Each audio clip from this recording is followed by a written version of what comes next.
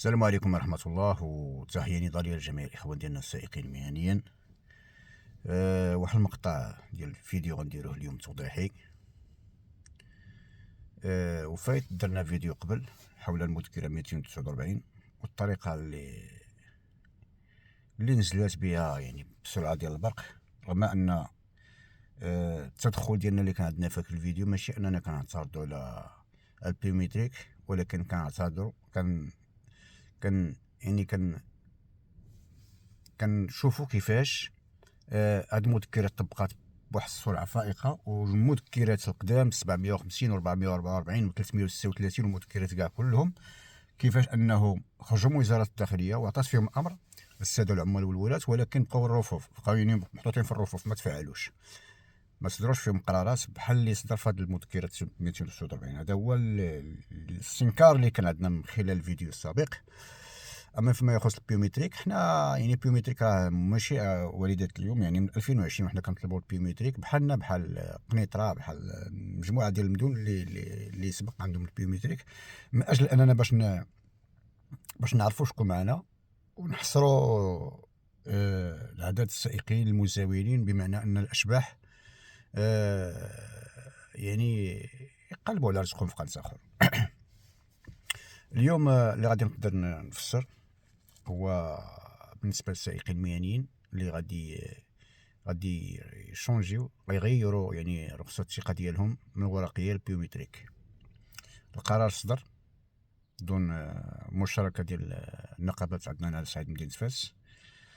توصلنا بالقرار بطبيعة الحال، كيبقى البنود ديال يبقى التنفيذ ديالو على أرض الواقع ابتداء من 16 جوج حتى 15/6، وبطبيعة الحال 1/7 أي واحد كيخدم بك بيرمي القديم راه كيتسمى ميت، وغيتم لا تم التوقيف ديالو السيارة غتمشي للفوريان والبيرمي غيسحبوه له. بمعنى فهاد 16 جوج 15/6 إخوان خصهم يشونجيو البيرمي ديالهم. اوكي.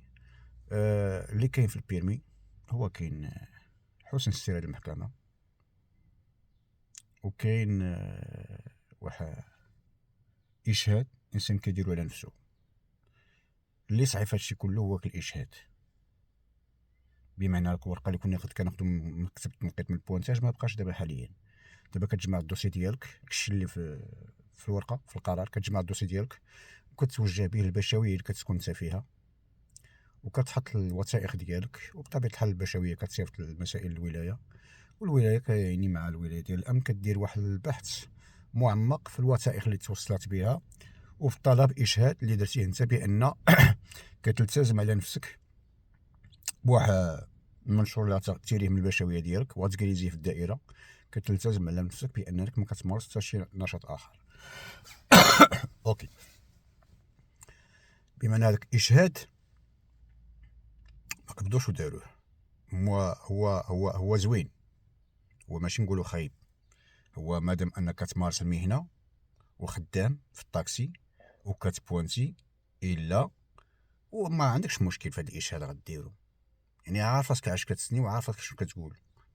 ولكن اللي صعيب هو ان واحد كمثال كيمارس نشاط اخر وكيخدم في الطاكسي، او داخل في نشاط اخر شبح ما كيخدمش فيه ولكن داخل بالوريقات، كبحال دابا خوك عنده شي شركه ولا شي حاجه ومدخلك معاه في لاسينيسيس، كتستافد وكتخلص الواجبات لاسينيسيس في هاك الشركه وانت ما كتخدمش فيها وكتخدم معنا في الطاكسي. بما ان هذاك الاشهاد اللي غديرو ملي غيوقع فيه بحث بطبيعه الحال ما المعلومات هما كيبارطاجيو المعلومات مع جميع المصالح، ما فيهم الصندوق الوطني للضمان الاجتماعي، طلع لهم بان هذا السيد هذا يعني اجير عامل في واحد الشركه كذا كذا، غادي يعطيو التقرير ديالو بان هذا السيد راه يعني راه عامل. وراه وقعات عندنا واحد الحاله هنا من مدينه فاس وكنت حاضر فيها شخصيا، هو ما كانش الاشهاد بان السيد قال بانني المكان كذا ما كذا، والساعه اللي السيد الباشا عمق البحث وتوجه حتى الصندوق ديال الوطني للضمان الاجتماعي وعطى لاكارت ناسيونال ديالو، طق طق طق طق طلع شكون هو السيد. وهذا الحل بما ان الاشهاد اللي درتيه خصك ديرو تعرفش كتقول الشريف، غدير بانني كنلتزم على نفسي بانني سائق سياره الاجره وما عندي حتى شي نشاط، خصو يكون عندك. كنتي كدير نشاط اخر بلا ما ننصحك دير هذا الالتزام، لان الا درتيه وطلع لهم تما هاك الرخصه غتسحبك بعدا هي الاولى. ثاني حاجه فيها المتابعه القضائيه، ذكرها تهمه فيها المتابعه القضائيه وغتحاسب عليها وغادي يمشيو معاك بعيد. باش الانسان يعرف ما يدير، اما غتنازل على النشاط اللي كنتي كديرو قبل وتشطب راسك منه وتبدا كسائق مهني وتوقعتي كتوقع بان شي حاجه معقوله، واما كتسالي من الطاكسي وكتخليك رخصه الثقه تمشي بحال اللي مشات لنا رخصه الثقه الاولى اللي كانت كبيره بحال المدنيه الخضراء البيرمي الخضر ومشى موراها القهوي ودابا هو مشى موراها البيض. كذلك حتى هذه الا كنتي ما باغيش الطاكسي غتسالي منها وغتتبع النشاط اللي كنتي فيه كمثال. وهذه هي النقطه الايجابيه في هذا الشونجمون هذا، رغم ان كاين نقاط واحد اخرين سلبيين وكاينين بزاف معنا، هما فعلا كيزاولوا غير النشاط ديال الطاكسي معنا، ولكن داخلين بالاسم ديالهم كاشباح بحوايج اخرين، ما كيخدموش فيك حوايج اخرين، كيخدموا في الطاكسي ولكن بغاو يستافدوا. علاش؟ في واحد الوقيته اللي كان ومازال ما عندناش التقاعد حنا في الطاكسي، بغاو يستافدوا من التقاعد ديالهم، بغاو يقريو وليداتهم، يبقاو يعني يتربورساو على وليداتهم. بزاف ديال الحوايج كتلقاه هو مدخل باسم وكيخلص الواجبات، مجيبو ماشي شي واحد كيخلص عليه غير باش يستافد دوائر الزمان. ولكن للاسف جات هاد المذكره اللي هي السيف ذو حدين. كاين واحد الفئه كتخدم في الطاكسي وكتخدم في قطاع اخر، هادوك يعني غتحسن معاهم، ولكن هادوك اللي داخلين بالاسماء اللي هي خدامين معنا عشيه يوميا معنا في الطاكسي ولاد المهنه صراحه، ولكن دايرين تحايل على القانون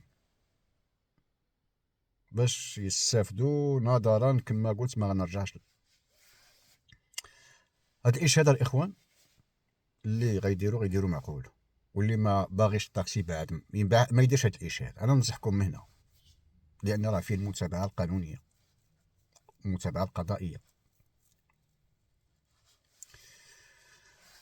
النقطه الثانيه اللي هو السجل العدلي، بطاقه رقم 2 اللي غيكون عندنا فيها الاشكال.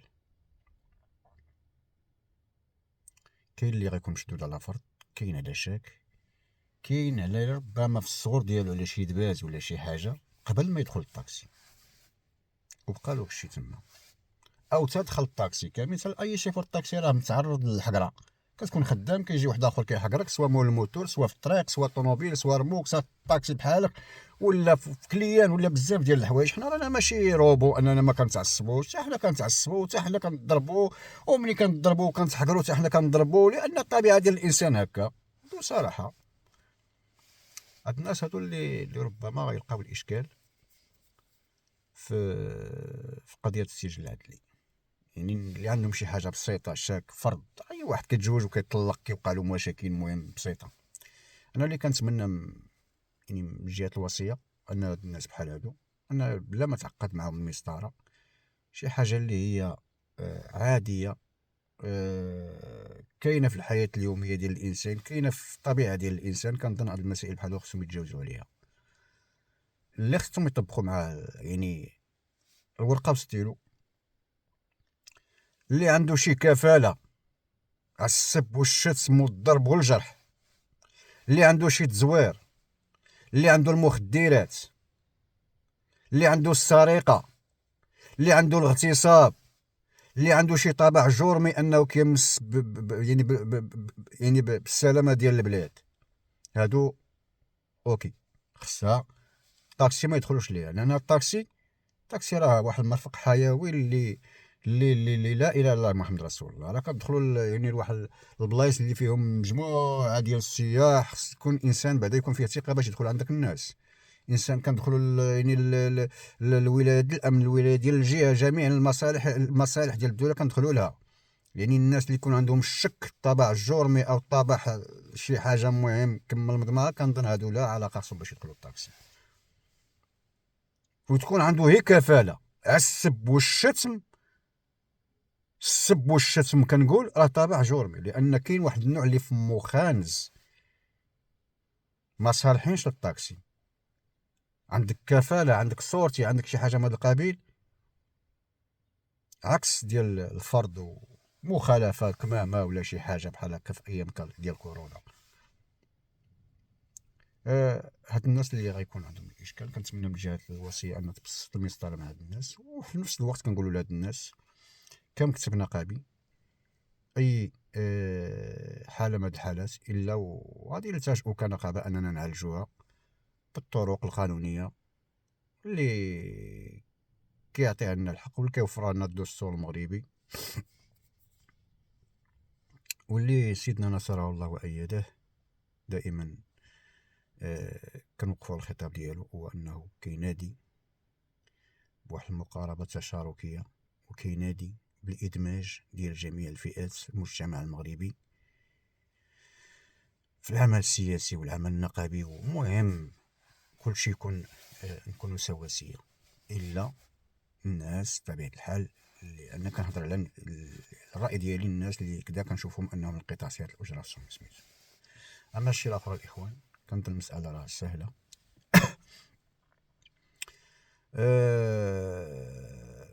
واحد النقطه اللي هي حتى هي زوينه، هو ان عندك كتطلبوا الكوبي ديال رخصه السياقه، بمعنى ملي كتكون عايش في ديار المهجر وعندك الوراق ديالك راه كتبدل البيرمي. ملي كتبدل البيرمي كيعطيوك البيرمي ديال ليه، البيرمي ديال المغرب ما كيبقاش يمكن لك تاخدو، واخا تبقى دير التحايل على القانون تبقى المغرب تاخدو راك ما توليش تاخدو. هذه من ضمن الامور. الناس اللي عندهم البيرمي دفيل يعني وكيعيشوا في ديار المهجر وبدلوا البيرميات ديالهم، راه تما ما يمكنلهمش يبدلوا البيرمي دفيل دابا حاليا، لان عندك البيرمي دفيل اجنبي، وملي غدير كوبي البيرمي دفيل غديرو اجنبي، الدوسي ما غيدوزلكش فيه. هذه وحده من الوحدات، بمعنى الطاكسي خدام في الطاكسي مرحبا، ما خدامش في الطاكسي اديوس اميغوس. ونتمنى كذلك مادام أننا بغينا الاصلاح وكلشي كيقول الاصلاح كلشي الخطاب ديال الاصلاح راجع حاليا، نتمنى اللي ما كيخدمش بالبيرمي دفيل واخا يكون مهني، وعندك الطاكسي ولا عندك طاكسيات مهني مهني، عندك بيرمي دفيل وعندك بطاقه مهنيه وعندك طاكسي وعندك عقد ولا عندك عقود، ولكن ما كتخدمش الطاكسي. كذلك كنتمنى ان كذلك نديروا قطيعه باغي الطاكسي طلع الطاكسي، ضرب اخويا معايا كاع انت تقاتل معايا مع الكليان وتقاتل مع اللي يصلاح واللي ما يصلاحش، وانت تضرب معايا في الحفره وضرب معايا في الكودرون باش تحس بك السائق المهني كنقول اللي كيخدم تحس بالهموم ديالو، باش ملي تخاطبوا يعني بالمهنيه، ما تخاطبوش برجل فوق رجل فوق الطبله فوق الكرسي فوق القهوه فوق شي حاجه، ولا انت عندك قطاع اخر وداير الطاكسيات وخدام كتفرع في الشيافه، ها 40 ها 42 ها 44 ها 8000 ها 9000 شي حوايج بقينا كنسمعوهم الغريب خنبقتوا لنا دماغنا. كنتمنى اللي ما كيمارش بالبيرمي دفيل اللي عنده، واخا تكون عندك عقد نموذجي و100 عقد نموذجي صافي اسمح لنا الله يرحم بها الوالدين.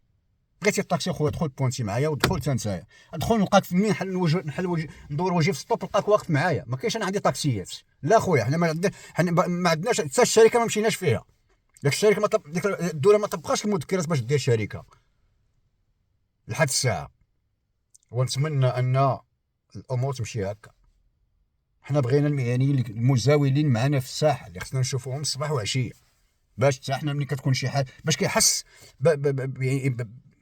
بالحريق اللي كيقيس القطاع كامل، باش حتى ملي كتكون شي وقفه كتقول وقف كيقول لك اخوان وقف. واحد اخر عنده مشاريع وحده اخرى ما مسوخش كاع الطاكسي وعنده الطاكسيات وكيدوز له الروسيته في جيبو في الكونت بونكير ديالو، وملي كتكون شي وقفه احتجاجيه ولا شي حاجه النقابات كيخرجوا باننا نوقفوا، ما هو ما كنتسوقش، ما عارفش الاكراهات اللي كيعيش منها السائق المهني والمشاكل، كيقول له سير تخدم على راسك اصاحبي، وتتبعوك الناس راه حماق، وكرا هما اللي خرجوا على كذا وكذا، سير تخدم على راسك. خرجوا على كذا محيت كيجيبوا لك حقك، ومحيت حقوا لك بزاف ديال الامور، ومحيت كما كانوش هما ما غاتكونش انت، ومحيت انت انك ما خدامش فيك الطاكسي، راك حوايج اخرين، ومخدم على واحد اخرين مساكن كدير فيهم اللي بغيتي. انسى زمان العبوديه، صافي باي باي. فين غنزيدو اكثر من هذا الشيء؟ كنتمنى هذا الميساج تا هو يوصل. اما في المسائل الاخرى الاخوان الامور تبسطات. البيرمي دو فيل، الوثائق تجمعهم غتمشي للبشويه مباشره، امور عاديه جدا. السجل العدلي ممكن تدخل السيت تيريه من السيت، ماشي شي حاجه صعيبه. الوثائق الاخرى راهم عندك. سميتو المطبوع غتيري من البشويه وغتمشي تكاليزي وتدفعو. مكتب التنقيط ما بقى كيعطي حتى شي ورقه حاليا. نتمنى اللجنه اللي غتفحص الدواسه توقف على شغلها، نتوما راكم عارفين خدمتكم. ونتمنى القضيه ديال باك صاحبي، وهذا دخل من هنا، وهذا من جهه هنا، وهذا من جهه موظف، وهذا من جهه نقابي، وهذا ولد خالت فلان، وهذا نتمنى هادشي ما يبقاش وما يكونش. لا بغينا الاصلاح خصنا نمشيو هكا، بعد الدفعه الاولى تفيلترا. هاد العدد اللي عندنا بغينا نعرفوه شكون معانا، رغم يكونوا فيه ضحايا. كنقول ضحايا، والضحايا راني شرحتها في الاول، ولكن الامور توقف. وحنا كتمثيليه النقابه او كنقابه ديال اف دي تي، اي سائق مهني وقع له قدر الله على شي حاجه في الدوسي ديالو، حنا كنقابه مستعدين اننا نطرقوا معاه ابواب الاداره ونمشيو معاه ونستفسروا في الامر، ولا كانت يد المساعده نقدموها معاه طبقا للقانون المعمول به دون شبهات او تلاوي او كذا او كذا. هادشي اللي كيعطي لنا الدستور في العمل النقابي غنطبقوه معاه، لان الدور ديالنا هو اننا ندافعوا ونأطروا وبزاف. وواحد الناس اللي ربما يكون الدوسي ديالهم عندهم الدوسي ديالهم موسخ ولا شي حاجه، كاين شي حاجه اللي كيعطيها لك القانون، هو انك تمشي دير واحد رد الاعتبار. واحد الله يكون في العون، راه كنا غلطنا وكنا كنديروا الزبايل قبل، ما كاينش اللي ما مزبلهاش فينا بعدا باش نكون واضحين. اللي كان في واحد الوقيته ديال ربما ديال العصر ما قبل انه كان خطا وما كانش صالح، ما دار شي اشكال من الاشكالات اللي هما ما وصلح راسو وتصلح. راه القانون كيقول له انك تمشي صوب رد الاعتبار، يرد الاعتبار ديالو، واللجنه اللي بطبيعه الحال اللي غتكون مكلفه راه تاخذ بعين الاعتبار اللي دار ومسائل، وبان السلوك ديالو كيفاش ولا وكذا، وراه يدوز. ما تسخوفوش من هذه المساله هذه. نتمناو الميساج ديالنا يكون وصل، واخوان ديالنا التقطوا الاشاره. ونتمناو من الساده العمال والساده الولاة كما سرعتوا من تفعيل المذكره 249 انكم تفعلون المذكرات اللي جات قبل 16 61 444، لان كاين مهنيين كيعانيو في صمت، خدامين بواحد السيارات متهالكه مده من سنين وما لاقينش الحل. والحل عندكم، اما تعطيو واحد القرارات مؤقته باش يبدلوك السيارات ديالهم، واما تستدعيو صحاب القرايم والمستغلين وتجلسوهم من الارض. عندك ما بغيتيش تكسب تقرير ترجع للداخليه، سير اشري في رساله علينا رساله ليك، والاخر يمشي يوقف السياره ديالو. حنا موقفين على واحد الحدث رياضي، والسيارات مازال عندنا الاونو متخوبه من الوسط، اونو مسوديه مازال عندنا 205 كلها سراجم، الشيء راه ما كيليقش بينا. وحنايا في 48 ساعه كنشوفوا سيدنا صاحب الجلاله انه دشن واحد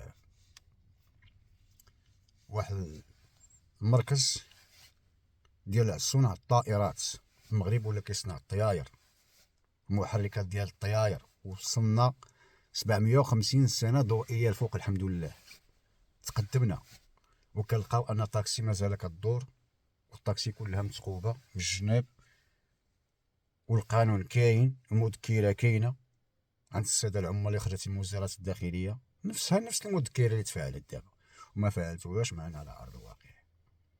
نتمنى ان اما يتعطاو قرارات مؤقته يتبدلوا السيارات وهذيك المهنيين يخدموا بكرامه ديالهم ويصوروا، واما المذكر، واما هذيك الجريمه اللي هذاك مول الجريمه داير مشكل بك الرخصه.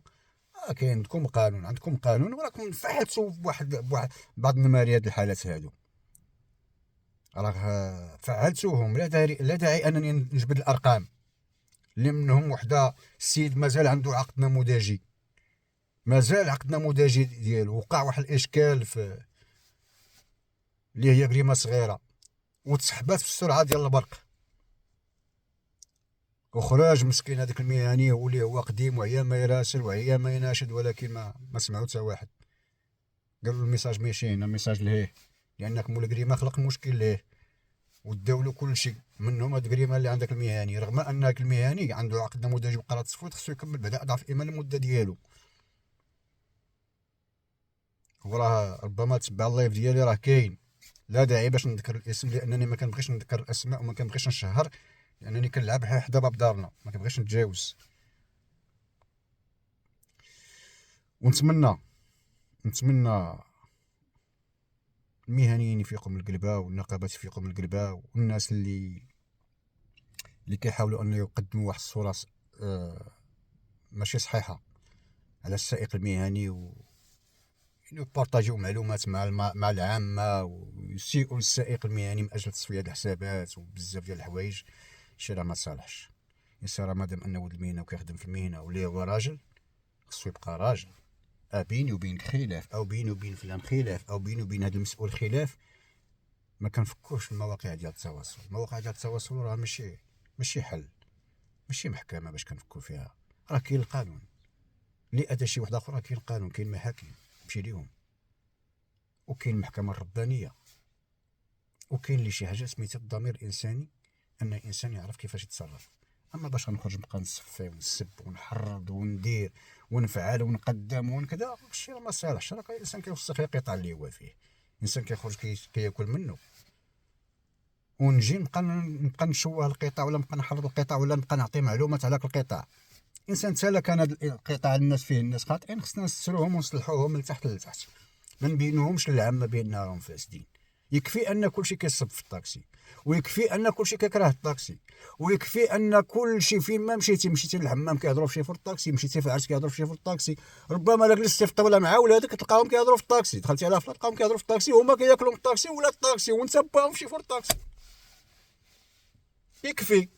علاش غنزيدو نبقاو طين بلا وفعال وترك وفلان يضرب فلتان وفلتان يضرب في كذا، لا عندي حساب معك قديم لا عندي حساب معك جديد، كلشي راه كيعمق الجرح. راه كلشي كيعرف يهضر وكلشي كيعرف يكذب وكلشي كيعرف يقول الصراحه. راه نطلعوا السمعه ونبقاو نغنيو بسبعه د اللغات د العالم، نبقاو نغنيو بهم ونتعايروا بهم وما يسكتنا حد وما يغلبنا حد، والله ما يغلبنا شي واحد. ولكن رغم اننا ما كيقيسني انا حتى شي واحد، ولكن راه ما كيعجبنيش الحال مع اللي زوين ولا مع اللي فريه. شي حاجه بيناتنا كنعالجوها بيناتنا، نتصافوا نتقاتلوا نطايروا، وفي الاخر كاع كاين القانون. ولكن باش نخرجوا ونبقاو اننا كنضربوا في العامه ونبينوا ونخدا ونخوروا في الركاني، فاش لين فين شنو هي الفائده من هادشي؟ شنو الانسان كيستافد من هادشي؟ ما كيستافد والو، كيستافد ديال العيب. والعيب راه كلشي فيه، العيب راه ساهل، راه الصلح والرجله والتسارجوليت هي اللي صعيبه.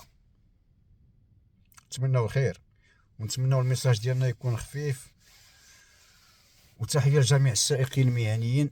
وما عندنا صداع مع حتى واحد، وما كنصفيو حتى واحد، وما كنقصدو حتى مع واحد، وما كنجبدو حتى شي واحد. اللي كنجبدو هو اننا بغينا قطع السيارات الاجره يتصلح من جهتنا او من جميع الاتجاهات. اللي صلح هذا القطاع نعطيه واحد شابو، واللي حط البصمه ديالو في الاصلاح حتى هو كنعطيه واحد شابو. وحنا يدينا مفتوحه للجميع اللي قادين واللي معقولين، يدينا دائما ممدوده. عمرنا ما سدينا المقر ديالنا في وجه شي واحد، وعمرنا ما قطعنا مع شي واحد. كنقطعوا مع الناس اللي كيديروا عصا في الرويضه. اوكي، لان علاش؟ لان كتردني اللور، انا كنزيد لقدام وانت كتردني اللور، ما يمكنليش نزيد معك تردني اللور. انا ثقيل عليك، غنجرك القدام، ما غتردنيش انت خفيف غتردني اللور، ما تردنيش. وان شاء الله الرحمن الرحيم المقر ديالنا ديال الاف تي راه كان كيتصلح في القريب العاجل ان شاء الله. غيكون بطبيعه الحال جمع عام لجميع المناضلين كينتميو للفيدراليه، كما موالفين بالعده وبالعدد وبالمسائل ديالنا. غادي نديرو جمع عام ديالنا وغادي نشرحو اي حاجه، اي واحد عنده شي تدخل مرحبا، وغادي نتناقشوا عن قرب ان شاء الله. كنكتفيو دابا حاليا بالمواقع ديال التواصل، كنحاولوا نقدموا شروحات وكنقبلوا اننا نتواصلوا مع المهنيين ديالنا سواء في الواتساب او من غير الواتساب. الى اللقاء ان شاء الله الرحمن الرحيم، فرصه قادمه ان شاء الله. وتحيه لكم وتحيه للجميع، والسلام عليكم ورحمه الله.